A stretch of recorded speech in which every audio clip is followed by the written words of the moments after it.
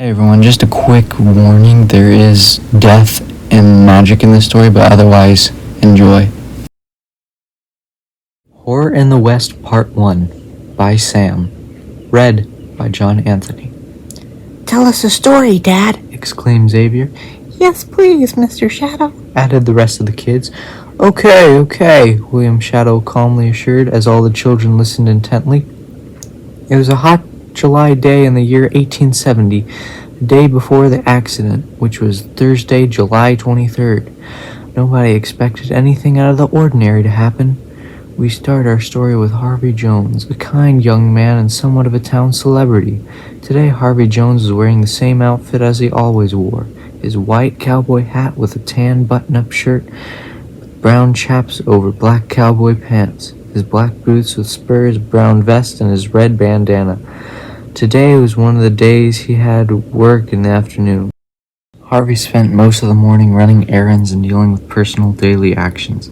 Harvey was walking down the street like he always did, saying hello to everyone he saw, and if anything came up, he would help anybody who asked. Harvey went over to Sheriff Bill's Shadows. "Dad, that's our last name," interrupted Xavier. William chuckled. Yes, it is. He was your great-great-great-grandfather. "Cool," exclaimed Xavier. Yes, very cool. But let's get back to the story, answered William. Harvey went over to Sheriff Shadow's house to ask if anything was going on that he could help with. The sheriff answered Harvey. No, we don't have anything going on right now, Harv. Harvey replied, Okay, have a good day then. He said this very gloomily because he was hoping he could help with something today. After his checkup with the sheriff, he had left to go check up on his horse, who was a massive, beautiful white horse named Skeleton. He took care of Skeleton and took him on a daily exercise by riding him around. By now it was lunchtime, so he had got food and went on to work. He had been working in the mines for 2 years. He worked by hauling the gold and anything else that was found in the mines. He used 2 Conestoga freighters that he transformed into ore work wagons. During this job, he always kept his knife and gun on him, because this was an extremely dangerous job. Harvey and the others were paid $2.50. "Dad, that isn't much money. Why were they paid so little?" interrupted Xavier. Xavier, $2.50 was a lot more back then. It would be worth $55 now, explained William. "Oh, that makes a lot more sense," exclaimed Xavier. William chuckled. Let's get back to the story, okay? That day, the sheriff and the deputy were with Harvey, helping him transfer the gold. The miners had an amazing day that day. They found a lot of excellent quality gold ore. They found so much ore that day that they got in an argument with John Austin, who was the town and mine owner, nicknamed J.A., and Harvey about getting a raise since they found so much. The argument ended with nobody getting a raise, but instead all the miners went away angry. 3 of them, who were especially furious, swore that they'd get Harvey for betraying them. Harvey ignored them and went on to do his job. He finished rather quickly that day because the sheriff was with him. No robbers dared to attack. Sheriff Bill Shadow was one of the best sheriffs around, and he had been the sheriff of the town for over 30 years. He was rough, tough, and old, but just as kind. Arlo Austin, the deputy, was no different.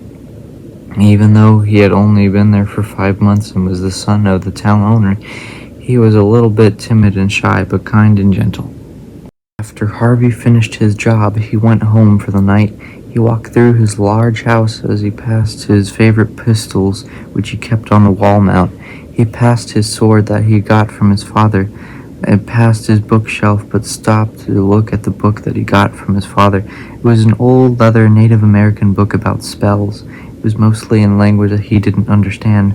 One part that had pencil written underneath the characters was translated into English. It was a spell to make him live longer by putting his soul in a vessel after he died. He thought it looked fun, so he tried it. He took out his pocket watch and performed the ritual, then went to his room and went to sleep. Harvey woke up the next day feeling good as new. He had to work earlier than yesterday. After eating, he made it to the mines around 8 o'clock. He started collecting the gold, but as soon as he had finished, he heard a gunshot from behind him. He was panicking for a little bit, thinking he was shot. After collecting himself, he realized that there was a creaking coming from the mines, and as soon as he knew it, the mines were nothing but rubble. Bill, Arlo, J.A., and some other townsfolk all rushed to the mines because of the loud noise. At first there was some panic and confusion, but eventually people calmed down and realized that there were 3 people in the mines. It wasn't very hard to find him. They were pretty close to the front of the caves. It seemed as if they were running to try to get out of the cave when they were hit. Not a single one of them was alive. The sheriff and deputies started investigating, and they found the support pillars had bullet holes in them. They put the pillars back together so that they could figure out where the bullets were shot from. The bullets were deep enough so it could be pretty accurate. They followed the bullets were shot from and figured out that they were shot from directly where Harvey Jones was standing, for he had not moved because of his shock. And to make matters worse, 3 people were killed inside were the 3 who were mad at him and threatened him the other day. There is much other evidence pointing to Harvey as the number 1 suspect. The sheriff confronted Harvey about all the evidence, saying, "Harv, there ain't nothing I can do about this. People are finding a lot of evidence pointing right at you. Plus, you're one of the only people who could make a shot from that far. You know, I'm even starting to be convinced that, Harv, you are even gonna talk. This is starting to look real bad for you." Harvey replied, "Yeah, I know. I don't think that saying anything would help right now. I didn't do it, but everyone believes that I did, and there's no use trying to change their mind." He said this while remembering the spell he cast last night, thinking everything would be fine and nothing would go wrong, because if it did, he would just turn into a ghost. Sheriff Bill put handcuffs on him and took him to the town jail, only to be there for a little while. Townspeople were angry at the deaths of the 3 people and demanded that he be hanged tonight. In response, the sheriff submitted to their wishes and set up the gallows. Dad, what's a gallows? Interrupted Xavier. "A gallows is a wooden device used for hanging," answered William. Cool! Exclaimed Xavier. "Back to the story," said William. And so Harvey was hanged. He could hear the crowds. He stood in the gallows waiting. Then the floor dropped, with the rope around his neck. He couldn't breathe, but he didn't struggle. He saw the crowds. They faded into darkness.